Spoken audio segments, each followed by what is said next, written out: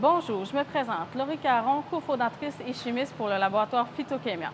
Phytokémia, premièrement, c'est un laboratoire qui est spécialisé en contrôle de la qualité des produits naturels, notamment des huiles essentielles et du cannabis médical et récréatif. Opérant depuis 2013, Phytokémia a été cofondé avec moi et deux autres de mes collègues de l'Université du Québec à Chicoutimi. Nous, dans le fond, on avait le désir de vouloir rester en région, donc c'est pour ça que nous avons lancé ce projet d'entreprise. C'est de ce désir que notre idée d'entreprise a vu le jour. Déjà à l'université, nous savions que les débouchés dans le domaine de la chimie étaient plutôt rares au Saguenay. C'est pourquoi l'idée de la création d'une entreprise nous est apparue comme étant naturelle. Je ne savais pas si le projet allait aboutir au début, mais je devais essayer. Ce que je préfère dans l'entrepreneuriat, c'est de pouvoir partager ma vision avec les autres et également de pouvoir démontrer que les femmes sont en mesure de faire aussi bien que n'importe qui. C'est certain que d'avoir constamment en tête le bon fonctionnement de mon entreprise, ce n'est pas toujours facile, mais ça vaut grandement la peine. Je crois qu'en entrepreneuriat, il ne faut pas avoir peur de l'innovation, car c'est ce qui nous permet de sortir des sentiers battus et de nous démarquer. On voit présentement notre technicienne Cindy effectuer un titrage pour un indice d'acide sur les huiles végétales. Ensuite, sur la prochaine station de travail, on peut voir Jean-Sébastien, un technicien responsable de la préparation d'échantillons, peser et broyer du cannabis.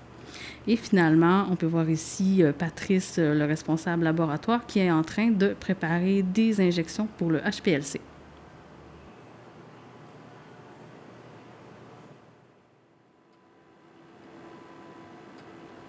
Donc maintenant, on peut voir ici Fanny, qui est une de nos chimistes, en train de préparer des échantillons pour le GC-EFID, donc pour faire des analyses.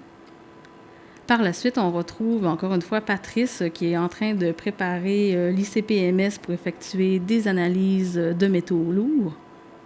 Puis finalement, on peut retrouver ici deux de nos chimistes, donc Rachel et Corinne, qui sont en train de discuter des données relatives à des analyses de cannabis.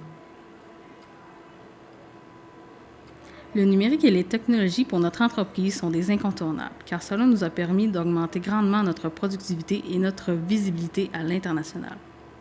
Selon moi, il faudrait améliorer la représentation féminine en entrepreneuriat, surtout en améliorant l'accessibilité à de jeunes mentors. Il est tout aussi important d'accroître la présence des femmes dans les STIM. Pour ce faire, il faudrait présenter davantage de modèles scientifiques féminins et également faire connaître les nombreux secteurs des STIM. Que ce soit au niveau de mon parcours d'études ou au niveau de mon parcours de carrière, j'ai toujours eu beaucoup d'ambition par rapport à l'atteinte de mes objectifs, qu'ils soient personnels ou professionnels.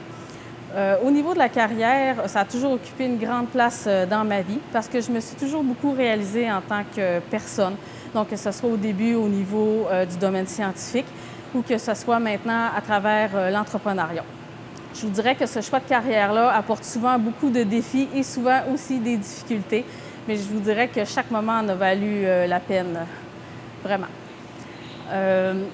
Au niveau, je vous dirais, du mot ambition et de la thématique de l'ambition, pour moi, je trouve que c'est important parce que ça amène une vision un peu plus positive des choses. Donc, souvent, quand on a des problèmes, on a tendance justement à vouloir plus trouver des solutions qui peuvent sortir des sentiers battus. On apprend aussi à travers ça souvent que c'est bien de défricher aussi son propre chemin par rapport à choisir des solutions un petit peu plus standards.